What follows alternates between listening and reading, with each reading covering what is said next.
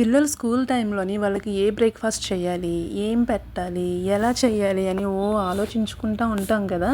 నేనైతే అంతే, రేపటికి దానికి ఏం పెట్టాలి, పాపకి ఏం చేస్తే బాగుంటుంది అనేసి నేను అనుకుంటూనే ఉంటాను అనమాట.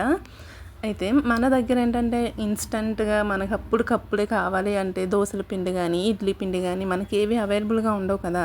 సో మనం ఏం చేద్దాం అనుకున్నా ఫస్ట్ మనం గుర్తొచ్చేది గోధుమ పిండే. నాకైతే మాత్రం గోధుమ పిండే గుర్తొస్తుంది. సో ఆ గోధుమ పిండితోటి మన పిల్లలకి నచ్చేలాగా మంచిగా అట్లేసి పెట్టండి, చాలా బాగుంటుంది.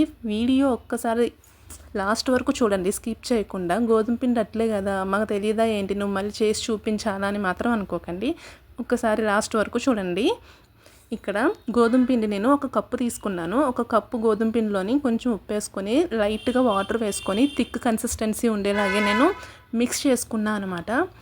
అలా మిక్స్ చేసుకున్నాక ఒక ఎగ్, ఒకటి కానీ రెండు కానీ మీ ఇష్టం తీసుకోండి. ఒక ఎగ్ తీసుకొని చిటికెడు పసుపు యాడ్ చేసి అందులోని బాగా ఉండలు లేకుండా మంచిగా మిక్స్ చేసేసుకోవాలి విస్కర్తోని.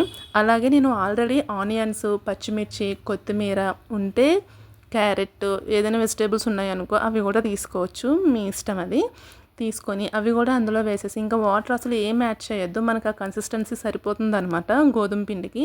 సో వాటిని అలా మిక్స్ చేసేసి ఈ లోపు నేను స్టవ్ మీద అట్ల పెనం అయితే పెట్టుకున్నాను అనమాట. అది ఇలా హీట్ అవుతూ ఉంటుంది. ఇదంతా ఉండలు లేకుండా మంచిగా కలిపేసుకున్నాక చూడండి మనకి పిండి ఎలా ఉండాలో నేను ఒకసారి చూపిస్తున్నాను. మనకి ఈ కన్సిస్టెన్సీలోని అలా ఉండాలన్నమాట పిండి. ఇప్పుడు మన అట్ల పెనం కూడా బాగా హీట్ అయింది. 1 స్పూన్ ఆయిల్ వేసుకొని, ఇది మనం దోశ వేసుకున్నట్టుగా కాకుండా నార్మల్గా పైన ఇలాగా వేసుకుంటే ఎలా ఉంటుంది చూడండి.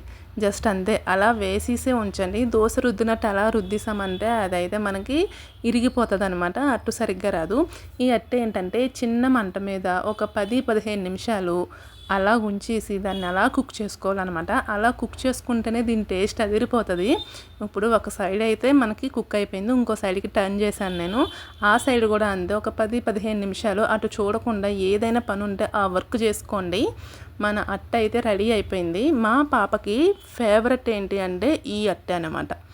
ఎప్పుడైనా టిఫిన్ చేయనా అంటే ఇదే కావాలి అనేసి అడుగుతూ ఉంటుంది. సో ఒక్కసారి పిల్లలకి చేసి చూడండి, ట్రై చేసి.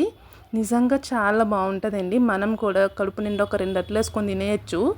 ఒక్కసారి ట్రై చేసి అయితే చూడండి. వీడియో నచ్చితే ఒక్క లైక్ చేసి మన ఛానల్ని సబ్స్క్రైబ్ చేసుకోండి. అలా చూసి అయితే వెళ్ళిపోకండి ప్లీజ్ అండి.